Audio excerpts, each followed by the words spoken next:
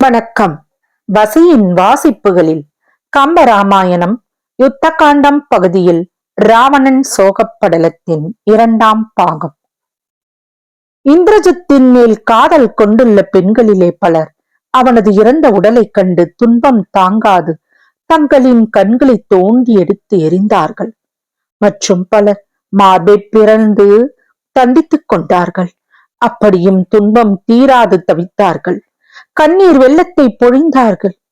அவ்வாறு அரக்க பெண்களும் மற்றவர்களும் அழுது பதற ராவணன் இந்திரஜித்தின் உடலை சுமந்து கொண்டு அரண்மனைக்குள் நுழைந்தான். தான் பெற்ற அருமை மைந்தன் போரிலே இறந்து போனான் என்பதை கேள்விப்பட்டதும் மண்டோதரி திடுக்கிட்டாள், திகைத்தாள், தடுமாறினாள். தனது மார்பிலே அறைந்து கொண்டு உடைகள் களைய அலங்கோலமாக கூந்தல் தரையிலே புரளவும் கண்கள் நீரிலே குளிக்கவும் விரைந்து வந்தாள். மகனுடைய இறந்த தலையற்ற உடலை கண்டாள். வேடனின் அம்புக்கு பலியான மயில்மலை போல் விழுந்தது போல அலமந்து இந்திரஜித்தின் உடம்பில் மேல் மண்டோதரி துயரத்தால் கலங்கி விழுந்தாள். அப்படி வெகு நேரம் விழுந்தவள் மூச்சு விடாதிருந்தாள். உணர்வும் இல்லாதவளாக காணப்பட்டாள். இறந்து போய் விட்டாளோ என்று நினைக்கும்படி உடம்பையும் அசைக்காமல் கிடந்தாள். வாய் திறந்து ஒன்றும் கூறவும் முடியாமல் இருந்தாள். துயர மிகுதியில் வெகு நேரம் விம்மி அழ முடியாதவளும் ஆனாள். அவள் உடம்பும் வியத்தில. கடைசியாக மெல்ல மெல்ல அவள் மயக்கம் தெளிந்து எழுந்தாள். மீண்டும் மகனை இழந்த துயரம் நெஞ்சை கவ்வவே மண்டோதரி வாய்விட்டு புலம்பத் தொடங்கினாள். நாளுக்கு நாள் சந்திரன் தனது கலையினால் வளருவது போல வளர்கின்ற இளம் பருவத்திலேயே இந்திரனே, நீ உனது வில்லாற்றினால் வெல்வதற்கு உண்டான தவத்தை செய்துள்ள நான் இப்போது தலையற்ற உனது உடலை காண்பதற்கு என்ன பாவத்தை செய்தேனோ? அந்தோ நல்லெண்ணம் இல்லாத நான் நிலையற்றதாகிய உடலோடு கூடி வாழ்வதை இன்னும் நினைத்துக் கொண்டிருப்பேனோ? சக்கராயுதம் தரித்த திருமாலும் மழுவாயுதம் ஏந்திய சிவபெருமானும் ஆகிய இவர்களின் வலிமையை வென்று தன்னை எதிர்ப்போருக்கெல்லாம் யமன் போன்று விளங்கியவனே, மூலகுக்கும் ஒப்பற்ற வீரனே, போரில் வல்லவனே, ஐயனே, அழகனே, பெறுவதற்கும் அருமையான என்னுடைய அமுதே, தாமரை மலர் போன்ற உன்னுடைய திருமுகத்தை பார்க்க முடியாது நான் வாழ்வேனோ? கால்களில் பூட்டிய பரலிட்ட சதங்கைகள் ஒலிக்கும்படி தவழ்கின்ற இளம் பருவத்திலே நீ 2 சிங்கங்களை பிடித்து வந்து மாளிகையின் முற்றத்திலே கோபம் உண்டாகும்படி அவைகளை ஒன்றோடு ஒன்று மோதவிட்டு வேடிக்கை பார்த்தாயே. அந்த உனது வீர விளையாட்டை நல்விலை இல்லாத நான் இனிமேல் காண பெறுவேனோ?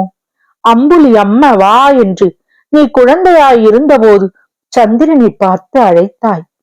இலங்கை வேந்தனின் மகன் அழைக்கின்றான், இப்போது போகாவிட்டால் நமக்கு நாசம் ஏற்படும் என்றஞ்சி அந்த சந்திரனும் உடனே ஓடோடி இந்த உலகத்துக்கு வந்தான். வந்தவனே அஞ்சாதே என்று கூறி கைகளில் ஏந்தி கொண்டு அவனது கலங்கத்தை முயலென்று எண்ணி பிடிக்க ஆசை கொண்டாயே. உனது இந்த குறும்பு விளையாட்டை எல்லாம் இன்னும் ஒரு தரம் விளையாடி காட்டி எனது ஆசையை தீர்க்க நீ எழுந்திருக்க மாட்டாயோ? இயக்கியர்களும் மரக்கியர்களும் வித்யாதர பெண்களும் ஆகிய சந்திரனையொத்த முகத்தையுடைய பெண்கள் எல்லோரும் உன்னை வசப்படுத்தி மகிழ்ந்ததனால் மலரணையாகிய படுக்கையின் மேல் அயர்ந்தவனாகி தூங்குகின்றாயோ, இல்லை போர் புரிந்து அழுத்து உறங்குகின்றாயோ? உலகங்களிலும் செய்த போர்களில் எல்லா தேவர்களையும் மற்றவர்களையும் வென்ற என் புதல்வனா மானிடன் ஒருவன் கொன்றதனால் இறந்து போனான். மேருமலையை ஒரு அணு உதைத்து சிதறடித்தது போலல்லவா இது இருக்கின்றது. பஞ்சிலே தீப்பற்றியது போல மானிடர்களினால் அரக்கச்சேனை கடல் அழிந்ததாம். போருக்கு சென்ற அரக்கற்படை திரும்பவில்லை. அதனால் நான் மிகவும் அஞ்சினேன். அந்த சீதையாகி அமுதத்தில் தோய்த்த நஞ்சினாலே இலங்கேஸ்வரனும் நாளைக்கு இது போல் இறந்து போனவன் ஆவானோ என்றெல்லாம் சொல்லி மண்டோதரி புத்திர சோகத்தினால் பெரிதும் புலம்பினாள். அப்போது ராவணன் இத்துன்பம் சீதையினாலே வந்தது என்று எண்ணி இப்போதே சீதையை வாளால் கொன்று பகைவர்களுக்கு நான் தீங்கை விளைவிப்பேன் என்று சொல்லிவிட்டு கொடிய வாளுடன் சீதை இருக்கும் அசோகவனத்தை நோக்கி ஓடினான். சீதையை வாளால் வெட்டுவதற்காக ஓடிய ராவணனை உடனே அவன் அருகே இருந்த மகோதரன் தடுத்து நிறுத்தி அவனுடைய திருவடிகளிலே விழுந்து வணங்கி, அரசே, உமது புகழுக்கு கேடு வந்து சேர்ந்து விட்டது. இதுவரையில் ஏற்பட்ட போர்களில் எல்லாம் என்று புகழ் கொண்டவரே, ஐம்பெரும் பூதங்கள் இருக்கும் காலம் வரையிலும் அழியாத பெரும்படியை நீர் ஏற்றுக்கொள்வீர் போலும்.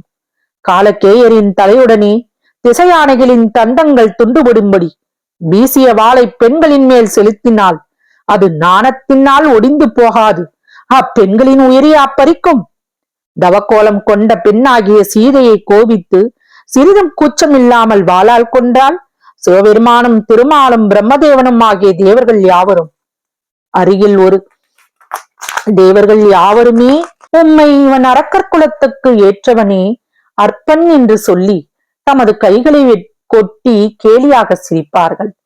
புலஸ்திய மாமணிவரின் குலத்தில் பிறந்தீர், அதனால் தூய குலத்தில் தோன்றியவன் என்ற புகழை பெற்றவரே.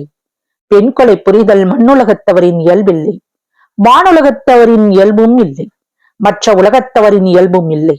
ஆன்றோர்களின் அறம் என்போமானால் அதுவும் இல்லை. நீதி நூலுக்கும் தக்கதில்லை, வெற்றிக்கும் உரியதில்லை. இத்தகைய இழிச்செயலை புரிந்து இரவா பழியை பெறும்படி மனங்கலங்க பெறுவீரோ? இன்று நீர் இவளை கொன்றுவிட்டு ராமனுடன் போர் புரிந்து அவனையும் கொன்றுவிட்டு திரும்பி இலங்கைக்கு வருகையில் அவளை இழந்ததினால் பின்பு மனம் புழங்கி கிடப்பீரோ? இவளை கொன்றால் பகைவர்கள் திரும்பி போய்விடுவார்கள். பின்பு அவர்களை நீ வெல்வது எப்படி? உமது வீரம் உலகங்கள் எல்லாம் தெரிவது எப்படி? சொல்வீர் என்று கேட்டான். மகோதரனின் பேச்சை கேட்டதும் ராவணன் சீதையை கொல்லும் எண்ணத்தை கைவிட்டான். மாறாக கோபத்துடன், எனது புதல்வனின் தலையையும் பகைவர்களின் தலைவைகளையும் கொண்டு வராமல் நான் இலங்கைக்கு திரும்ப மாட்டேன்.